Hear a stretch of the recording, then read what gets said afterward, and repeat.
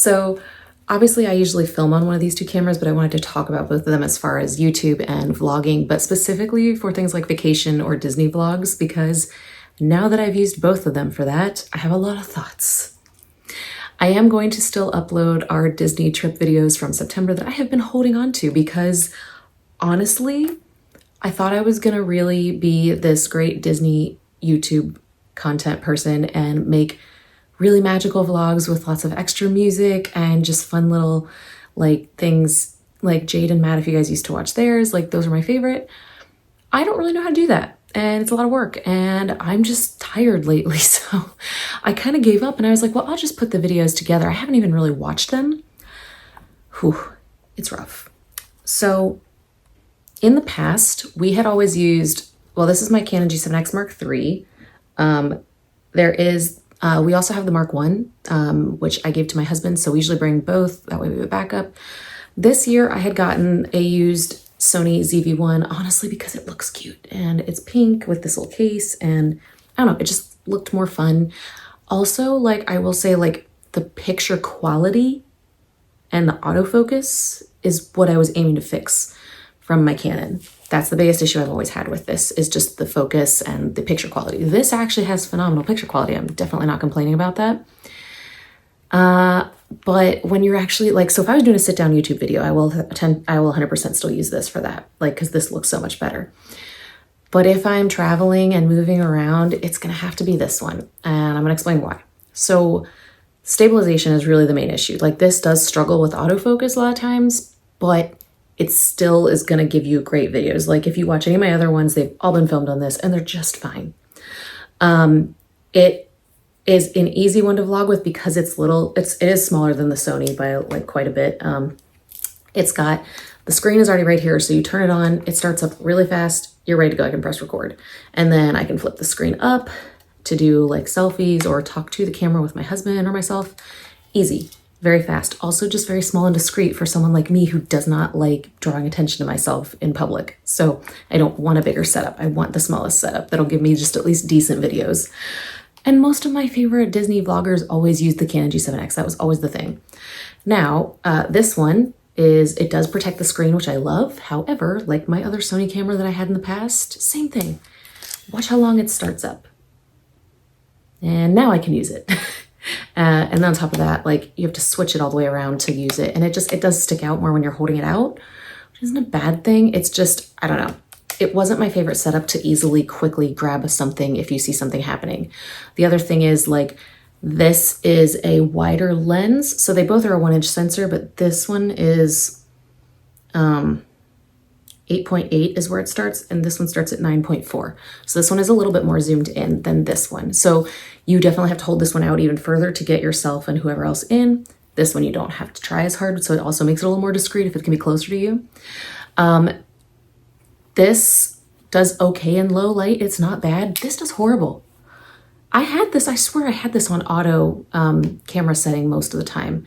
I think there was a couple times where I accidentally had it on aperture mode, which might have been the problem because it was adjusting other things. But it just sucked. But the biggest issue is the stabilization. Like the footage that I'm going to share, because I will post that video and then all the others, I will share them because we took the time to make them and take all that footage. It was hard for me to watch. It was so shaky. So I actually had to buy a subscription on CapCut just to use the stabilize feature. And as far as I can tell, even with the stabilize feature, it's still not the best footage. Like the picture quality is very crisp and clear. The background's defocused. I love it. It's still just not the most stabilized footage. And you can do more, but I think then it does like the crop in mode when you have to do more, which to be fair, this, I did turn the active stabilization on. There's a further one on here that you can turn on, but it crops the camera in more. So I didn't want to do that. I didn't do it. When I was watching the footage back on the camera, it looked fine to me. It's when I took it off the camera and then was looking at it later on that I was like, whoa, this is terrible. And sometimes it looked fine because we weren't moving as much, but if we were really walking, that's when it got really bad. Or one of us, like, so we're not always the best at how we film. But that's kind of my 2 cents on these. Like for sitting talking videos, this is amazing quality and I will always pick this over my Canon G7X. But also, like, even just for traveling in general, this is, like, they're probably about the same weight, but this is, like, smaller and slimmer. My husband can just pop this in his pocket. So, like, if I'm carrying my regular camera, He's got this, we're good. I just keep it in a little pouch to keep it safe, but I also have a screen protector on there. And like, I just have this in auto and it works fine. It does have a mic port, but I don't really like using mics. I found that it's just a hassle. There's no hot shoe to mount it to, so you really don't have a way to put it on the camera other than it hanging off the side. This one you can put it on there because it has a hot shoe mount, but like it just, I don't feel like this is a good vlogging one. This one also does not have flash. If you're into that, I don't really care, but you can put one on there. And then you can also attach a little like selfie light on there, which even would work better for obviously videos. This one does have a built-in flash, which people probably know because this camera's become so popular again.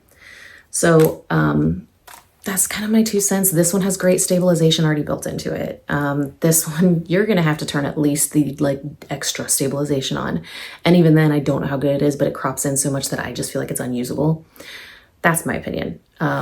So I still love both of these cameras for different things, but if you are trying to be like a vlogger making videos out and about, this is not your camera to go to. It's gonna be this one. There's a reason this one has been a cult classic for so long. There's a reason I had the original from like 2017 and still have this one too. So is what it is. Some of my favorite YouTubers like Josie LDN, she still uses, like, she has like 6 of these. Like, I know they use professional gear sometimes from other people too, but like she just posted a video recently about sending off her like 5 or 6 Canon G7Xs all for repair for the Christmas like Vlogmas season. And I'm like, that's insane. But also knowing that someone who's that successful and has done that well on YouTube still uses this camera, like, come on. So honestly, like using my phone on cinematic mode right now is great, but I don't want all those videos just like stored up on my phone when we're on trips. Plus a camera is still gonna give you better quality than a phone. So that's my 2 cents. If you want to be making like Disney vlog content, I love watching them. And if anybody has tips on using like videos and making those videos with like nice music, because I'm not even good at finding the right like royalty-free music that people would find. Like, I love some music other people have used and I have no idea where to find that, or just how to even edit it all together. Like, I don't really know what I'm doing. Let's be honest. I'm a photo person. I'm not a video person. So, but yeah, I'll still post it. I hope you all enjoy them, but it's not going to be anything super special. It's literally just me following us around Disney each day.